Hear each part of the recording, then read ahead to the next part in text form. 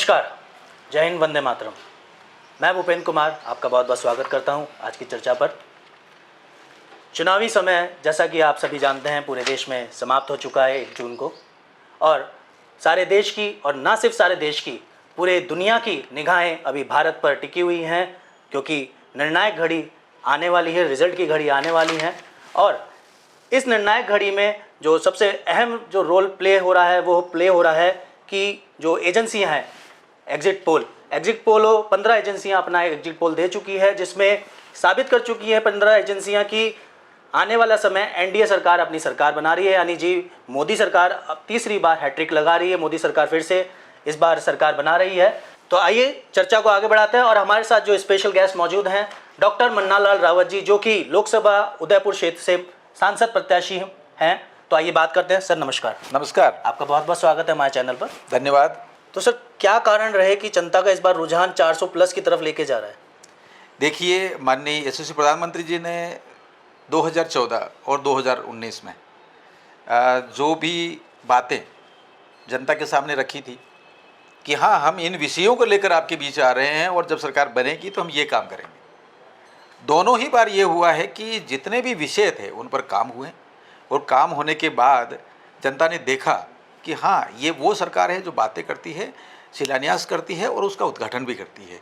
तो ये पूरा प्रदर्शन नज़र पूरे देश भर में कोने कोने से निकल कर आया और स्थापित हो गया कि ये नेतृत्व सुदृढ़ है और जो कथनी है उस पर काम करके भी दिखाते हैं। इसलिए कहीं पर भी कोई दोहराव नहीं है। इस कारण ऐसा लगता है कि पूरे देश भर में सब जगह से समर्थन मिला है और प्रचंड समर्थन मिला है। तो सर बिल्कुल आगे मैं ये पूछना चाहूँगा कि ऐसे क्या छुपे हुए कारण रहे हैं जो अब तक बाकी मीडिया हाउस उनको अब तक सामने पब्लिक जनता के नहीं ला पाए हैं, लेकिन ऐसे क्या कारण है जिसकी वजह से जो पूरी टीम है बीजेपी की संघ की, कि उन कारणों की वजह से 400 प्लस का नारा को सफल बना रही है? देखिए, समाज में कोई विषय चल रहा है, कोई समस्या चल रही है, उस समस्या को यदि शासन के क्षेत्र में ले जाके समाधान में यदि कोई प्रस्तुत करता है तो माननीय मोदी जी की सरकार है।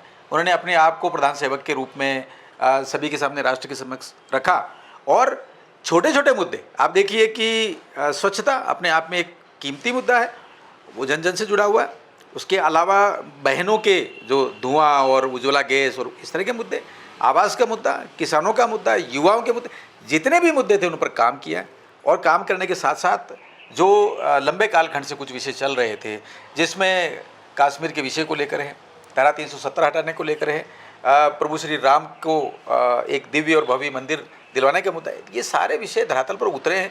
और इसके साथ साथ इंफ्रास्ट्रक्चर में जो बहुत बड़ा बदलाव आया है, वो सारी चीज़ें जनता के सामने हैं।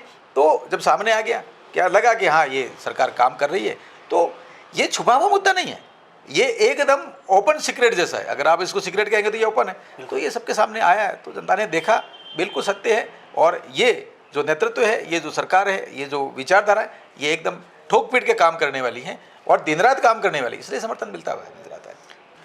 तो सर, राष्ट्रवाद किस हद तक इस जीत में योगदान दे रहा है?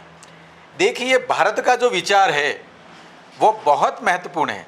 अभी तक के जितने भी विकास की अवधारणाएं थी, शासन की नीतियां थी, राष्ट्र के सामने विषयों को लाया गया था, वे कहीं ना कहीं से कॉपी पेस्ट थे।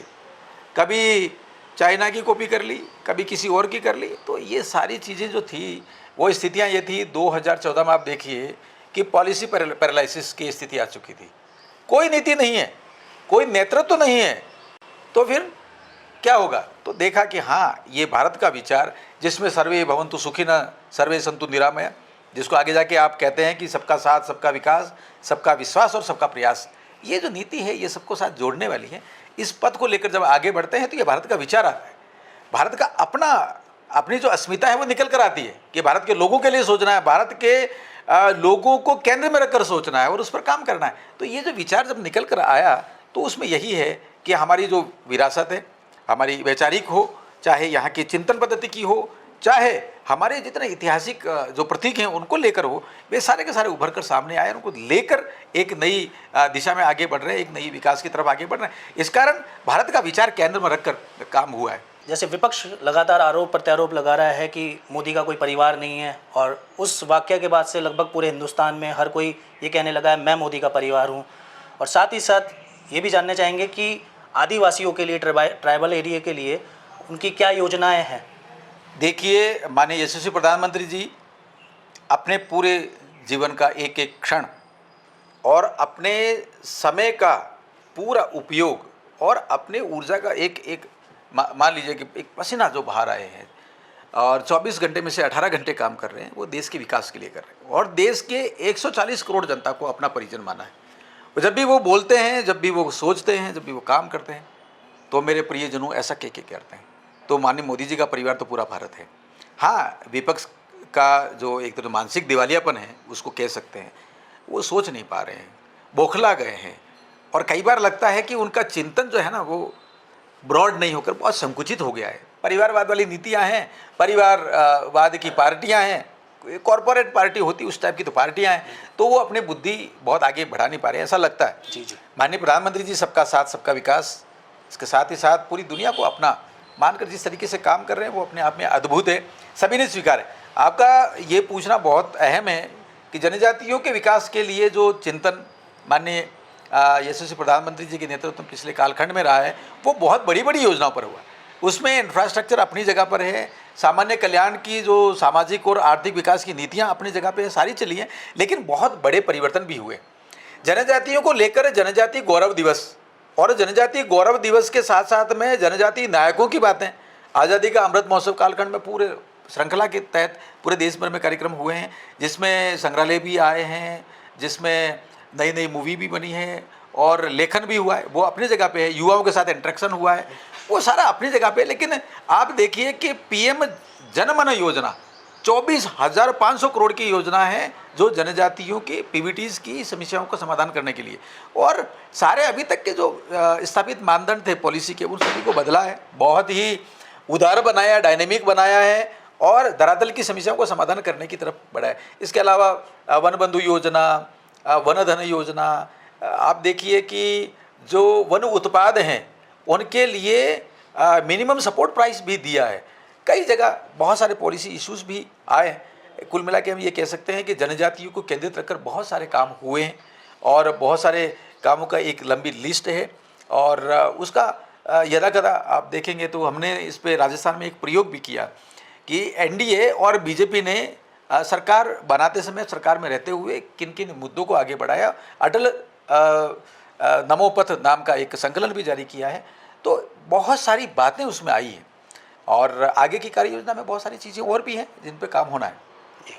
मैं जानना चाहूँगा और दर्शक भी जानना चाहेंगे, जैसा कि जो सट्टा बाज़ार अभी देख रहे हैं सभी जगह चल रहे हैं और उसमें फलोदी सट्टा बाज़ार सबसे अहम माना जाता है, तो फलोदी सट्टा बाज़ार और कई और जो एजेंसियाँ हैं उनके मुताबिक राजस्थान की जो 25 सीटें हैं उनमें सबसे ज़्यादा जो अंतराल है और सबसे ज़्यादा बहुमत के साथ आपकी जीत का निश्चित किया जा रहा है, तो इस बारे में आप क्या कहेंगे? और जीत कर अब जो आते हैं तो अगले 5 सालों के लिए आपकी क्या कार्य योजना है आपके क्षेत्र के लिए, पूर्ण विकास के लिए, जहाँ पर सबसे ज़्यादा तो अगर उदयपुर की बात करें उसके आसपास के जो एरिया हैं, ट्राइबल एरिया हैं, वहाँ पर जो घर है, एक बहुत दूर दूर पर जो घर हैं उन तक सुविधाएं किस तरीके से पहुँचाई जाएगी? खासकर पेयजल की बात की जा रही है कि घर घर नल, तो एक देखा गया है, हमने भी देखा है गाँव में, एक मकान बहुत उस पहाड़ी पर एक खाई में है, तो वहाँ तक के लिए क्या कार्य योजना है आपकी? जनता जनार्दन ने जिस तरीके से समर्थन दिया है और भारतीय जनता पार्टी को माना है कि हाँ ये पार्टी जो है काम करती है, माने यशस्वी प्रधानमंत्री जी के उनकी कार्य पद्धति में देखा है कि हाँ यही एक नेतृत्व है जो आगे बहुत आगे काम करेंगे, देश, क्षेत्र, समाज को ताकत देंगे। तो ये देखते हुए पूरे उदयपुर के लोकसभा क्षेत्र में सब जगह से समर्थन मिला है, सब जगह से अच्छी जानकारियाँ आ रही हैं। आपने कुछ और भी एजेंसियों का संकेत किया, सूचनाएं प्राप्त हो रही हैं, ये सारा का सारा जनता जनार्दन का आशीर्वाद है और आशीर्वाद से ही परिणाम जब होंगे तो सारी चीज़ें अनुकूल होंगी। हाँ, ये बात महत्वपूर्ण है कि आगे के कालखंड में क्या भूमिका रहेंगे, क्या विषय हैं, तो सीधा है माननीय यशस्वी प्रधानमंत्री जी ने पूरा एक डॉक्यूमेंट जारी करके, ये मोदी जी की गारंटी है, जो काम अभी तक नहीं हुए हैं वो होंगे और जो काम अभी अधूरे हैं वो पूरे होंगे। तो जहाँ तक जो JJM का आपने संकेत किया, जल जीवन मिशन का, तो पानी हर घर पहुँचेगा और पीने का पानी पहुँचेगा और नल की टोटी से पहुँचेगा, तो ये होके ही रहेगा। इसके लिए बजट भी जारी हो गया, बाकी सारी जो चीज़ें हैं क्रियान्वयन वाली वो होनी है। इसके अलावा बहुत सारी योजनाएं, वो सारी योजनाएं पहुँचेंगी।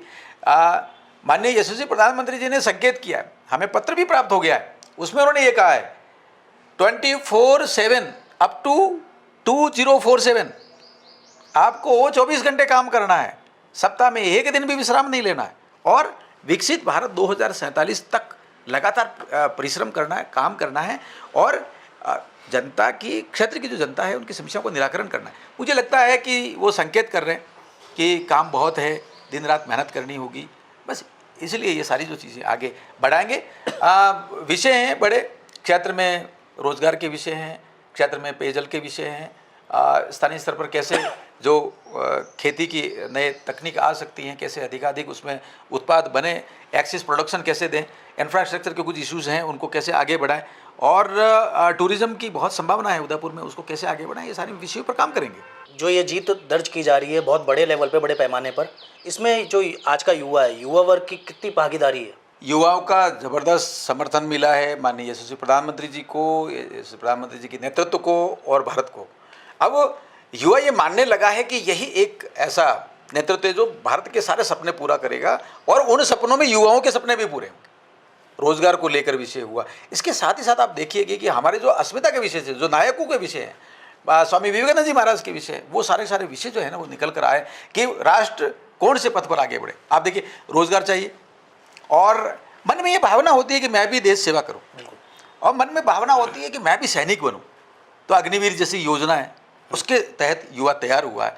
एक राष्ट्रभक्ति का भाव जो है वो रग रग में आया है, और इसके बहाने पूरे क्षेत्र में, पूरे कोने कोने, देश के कोने कोने में ये भाव आने लगा है कि हाँ, हम सभी को राष्ट्र के प्रति हमारे कुछ कर्तव्य हैं, हमें कुछ करना है राष्ट्र के लिए, समाज के लिए, समस्याओं का समाधान करने के लिए। अब समस्याओं को लेकर बैठे रहना मुझे लगता है पिछले कालखंड की बात हो गई। बिल्कुल। और यही समय है, सही समय है।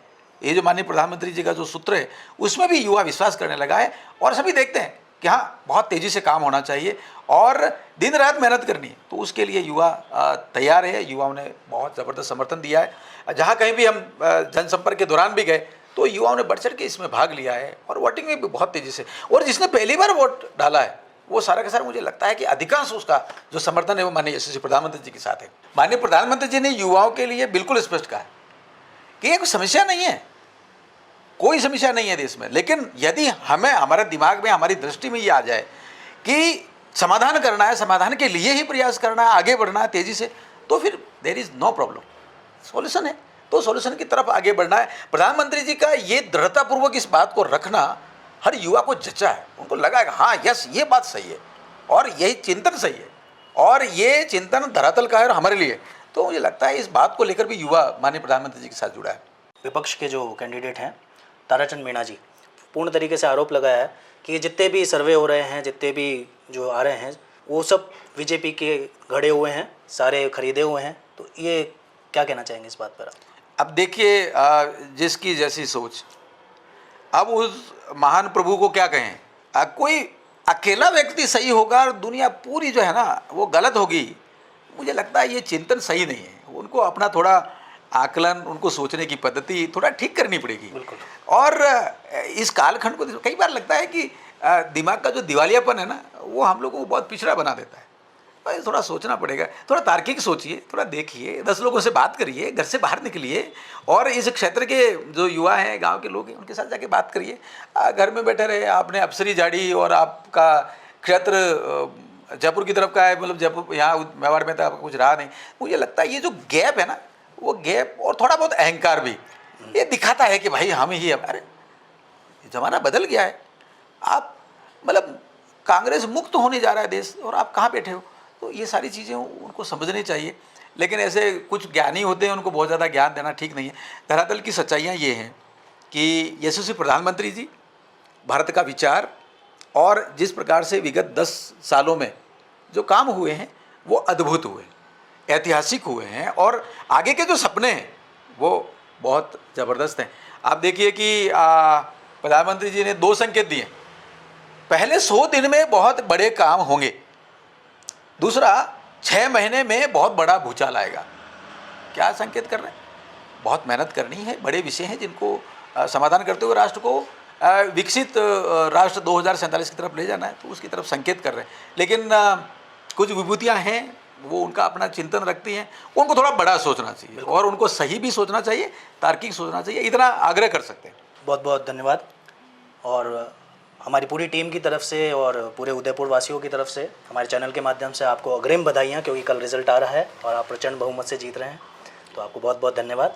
धन्यवाद आप सभी का। और जिस प्रकार से जनता जनार्दन का समर्थन मिला है, आशीर्वाद मिला है, आगे कालखंड में मार्गदर्शन मिलता रहे।